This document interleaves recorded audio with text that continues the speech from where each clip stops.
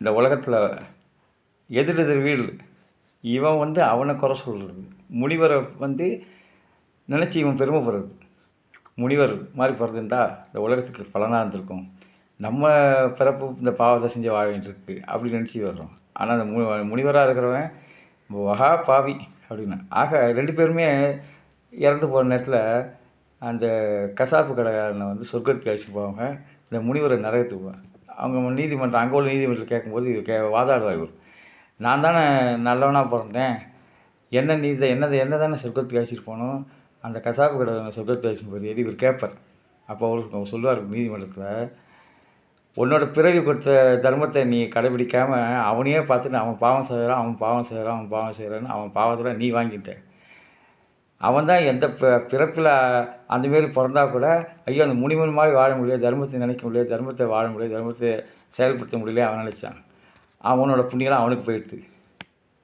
அதுமாரி இந்த வதந்திகள் பரப்புகிறவங்க, பழி சொல்கிறவங்க, புறங்கூறுறவங்க, அவங்களாம் வெளியில் சொல்ல முடியாத அளவுக்கு ஆறுதல் கேட்கறது கூட ஆள் இல்லாத அளவுக்கு துன்பப்படுறதுக்கு காரணமே என்னென்னா, இந்த புறங்கூறுதல், மற்றவங்களை பற்றி வதந்தியை பரப்புறது, அவங்கள காற்று வாக்கில் அந்த பழி சொல்ல அப்படியே பரப்பிட்டு போகிறது. இதனால தான் என்னது, அவங்களோட புண்ணிய பலன்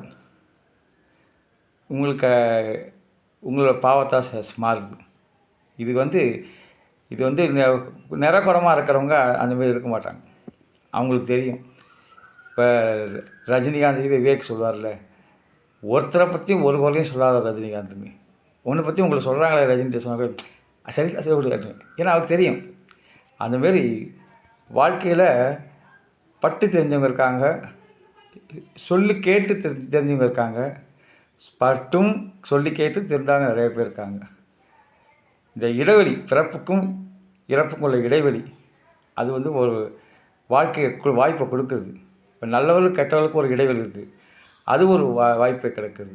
இந்த இடைவெளி வந்து இல்லாமல் இருக்கிறது எங்கன்னா, பாவ புண்ணியத்தோடு சேர்ந்து கலந்து இருக்கிறது இந்த ஒன்றும் இல்லாத குடத்துல தான். பாதி குடத்துல இந்தமாரி ஆயிடுது, ஆடி ஆடி ஆடி போட்டு உடைச்சாண்டி விழுந்துடலாம். இல்லாத குடத்தில் ஒன்றுமே இல்லாத காமிச்சிக்கிற போது என்னாது, அந்த அற்ப சந்தோஷம், அந்த தலக்கணம், அதெல்லாம் அவங்கள்ட்ட வந்து சொல்லுது. நாங்கள் கூட ஒரு கோயிலில் வந்து ஜபம் பண்ணுவாங்க அப்போ அந்த முன்னாடி உட்காந்துருப்பார் ஒருத்தர் மாமா, அவர் வந்து மற்றவங்கள குறை சொல்லுவார். யாருமே சேர்ந்து சொல்ல மாட்டேங்க, யாரையும் ஸ்வரத்தோடு சொல்ல மாட்டேங்க, யாராவது தப்பாக நானாக வேதம் படித்தவன் அப்படி சொல்லுவார். ஆனால் ஒரு நாள் கூட அவர் வந்து ஆரம்பிக்கும்போது ஆரம்பிப்பார், நடுவில் தூங்கிடுவார், கடைசியில் வருவார். அதான் அந்த கர்த்தா வந்து பணம் கொடுக்குறவர் வந்து சொல்லணுன்னு மற்றவங்களை குறை சொல்லி வருவார்.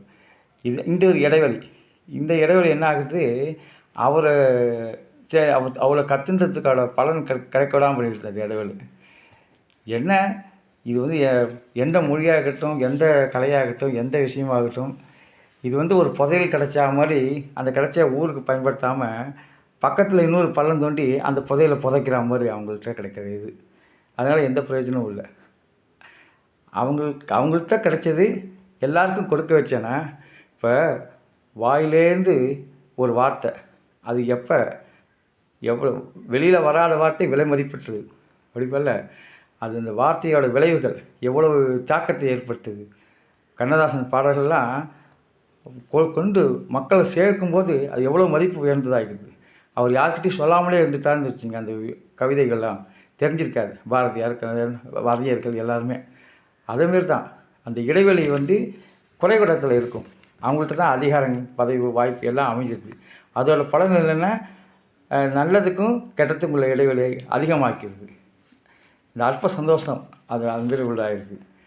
ஒரு சமூகம் இயங்கணுனாக்க அந்தமாரி திறமை உள்ளவங்க, அந்தமாரி மொழி அறிவு உள்ளவங்க, அந்தமாரி நல்ல விஷயம் தெரிஞ்சவங்க கொண்டு சேர்க்கணும், எல்லாருக்கும் கொண்டு சேர்க்கணும். ஒன்று கற்பூர புத்தியாக இருக்கும், இது அவங்க வந்து பக்குன்னு பிடிச்சின்ட்டுருவாங்க கெட்டியாக. இன்னொன்று கதலை புத்தி, வாழைத்தண்டு மாதிரி, அது கிடைக்காது. இந்த தோசைக்கல் மாதிரி சூடு ஏறினோடனே பிடிச்சிக்கிறவங்க இருக்காங்க. அதை வந்து குருவாக அவங்க மாறணும், மாறி யாருக்கு எப்படி சொல்லணும்னு சொல்லி இது பண்ணணும். அவங்க சமூகத்தில் இப்படி வாழணும் கற்றவர்கள்லாம் ஒன்று சக்கரை பொம்மையாக இருக்கணும். சக்கரை பொம்மையானா தண்ணியிலே கரைஞ்சி இனிப்பாகி உலகத்துக்கு பயன் தரக்கூடிய ஆகணும். இல்லை பஞ்சு பொம்மையாகிடுறாங்க. பஞ்சு பொம்மையாகி ஒன்றும் பிரயோஜனம்.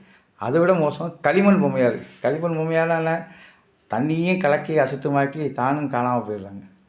இந்த மாதிரி விஷயம் தெரிஞ்சவங்க இந்த உலகத்தில் நல்லது நடக்கணும்னா அதை கொண்டு சேர்க்கணும், பகிர்ந்துக்கணும், தனக்குள்ளே வச்சுருக்கணும். 100% உங்களுக்குள்ள திறமையை வெளிப்படுத்தணும். அது தொழிலாக இருந்தாலும் சரி, வியாபாரமாக இருந்தாலும் சரி. இதில் அவங்களுக்கு தான் அதிகம் போய் இவங்களுக்கு தான் அதிகம் முழு தன்மையாக கிடைக்கணும். வெற்றிவேல் முருகனுக்கு அரோகர்.